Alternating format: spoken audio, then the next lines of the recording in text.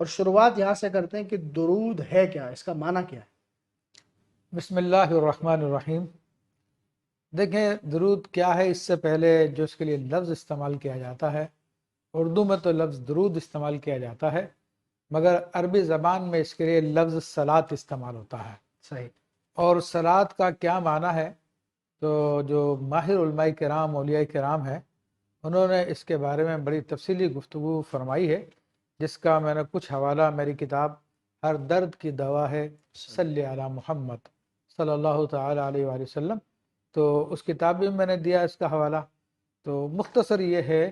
کہ بعض علماء نے کہا کہ صلاۃ یا درود کا معنی اللہ تعالیٰ کے اعتبار سے رحمت نازل کرنا ہے،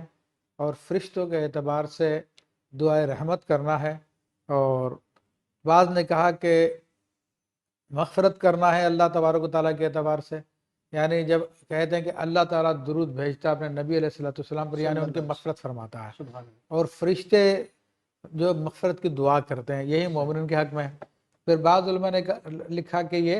یہ رحمت کی نازل کرنا ہے، یعنی اللہ کے حق میں رحمت نازل کرنا ہے، وہ حبیب علیہ السلام پہ رحمت نازل فرماتا ہے، اور فرشتوں کے حق میں یہ ہے کہ وہ رحمت کی دعا کرتے ہیں نبی علیہ السلام کے لیے۔ اور بعض علماء نے یہ معنی بھی لکھا کہ تعریف و توصیف، یعنی اللہ تبارک و تعالیٰ اپنے حبیب علیہ السلام کی تعریف فرماتا ہے، توصیف بیان فرماتا ہے، ثنا بیان فرماتا ہے، سبحان اور تو فرشتے بھی آپ علیہ السلام کی تعریف و توصیف کرتے ہیں۔ کیا تو یہ مختلف معنی بیان کے، لیکن جو مشہور معنی ہے وہ رحمت ہے، یعنی اللہ تعالیٰ کے حق میں یہ کہ رحمت نازل فرماتا ہے، اور انسانوں و فرشتوں کے حق میں یہ ہے کہ وہ رحمت کی دعا کرتے ہیں نبی علیہ السلام کی بارگاہ میں آپ علیہ السلام کے لیے۔ تو یہ تو لغوی معنی کے اعتبار سے میں نے ذکر کیا، صحیح۔ باقی اس کی اصل کیا، اس کی حقیقت کیا ہے، تو دیکھیں تمام امتوں کو مغفرت کا ایک ہی ذریعہ تھا، وہ تھا استغفار۔ وہ استغفار کرتے تھے، ان کی توبہ ہوتی تھی،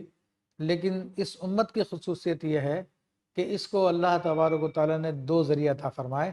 ایک ذریعہ تو یہی استغفار ہے، اور دوسرا ذریعہ درود پاک ہے، کہ درود پاک کے ذریعے بھی مسلمانوں کی مغفرت ہوتی ہے۔ اور پھر اس کے فلسفی یہ ہے کہ دیکھیں درود شریف میں ہم کیا کہتے ہیں، ہم کہتے ہیں اے اللہ تو اپنے نبی علیہ السلام پر رحمت نازل فرما، تو ہم گویا کہ نبی علیہ السلام کے لیے نزول رحمت کی دعا کرتے ہیں، حالانکہ آپ علیہ السلام تو خود رحمت للعالمین ہیں، تو ان کو ہماری دعا کی کیا ضرورت ہے؟ تو بلا شبہ ان کو ہماری دعا کی ضرورت نہیں ہے۔ یہ اصل میں مانگنے کا ایک طریقہ ہے، اور بڑا اعلیٰ طریقہ ہے۔ دیکھیں ہمارے گھروں پر بھکاری آتے ہیں، فقیر آتے ہیں، دستک دیتے ہیں، تو وہ آ کر کس طرح سے سوال کرتے ہیں؟ وہ آ کر کہتے ہیں کہ اللہ کرے تیرے بچے جئیں، اللہ کرے تیرا یہ فائدہ ہو جائے، تیرا وہ فائدہ ہو جائے، تو پھر ہمارے دل میں ایک جذبہ پیدا ہوتا ہے، اور ہم اس کو کچھ دیتے ہیں کہ چلو بچوں کی خیر مانگ رہا ہے، میرے گھر والوں کی خیر مانگ رہا ہے، تو اس جذبے کے تحت ہمارے دل میں ایک رحمت پیدا ہوتی ہے، اور ہم اس کو کچھ نہ کچھ دے دیتے ہیں، عموماً ایسا ہوتا ہے۔ تو اللہ جل شانہ تو اولاد سے بھی پاک ہے، اہل سے بھی پاک ہے، تو ہاں البتہ اس کا ایک حبیب ہے، اور جس حبیب سے وہ بہت محبت فرماتا ہے، اور اسی کی محبت میں اس نے ساری کائنات کو پیدا کیا، اور سب کچھ اس کے لیے پیدا فرمایا، جیسا کہ احادیث کریمہ سے ثابت بھی ہے۔ تو مومنوں کو یہ طریقہ سکھایا گیا کہ اللہ کی بارگاہ سے اگر تمہیں کچھ لینا ہے، اللہ تبارک و تعالیٰ کی رحمت کو جوش میں لانا ہے، اس کے رحمت کے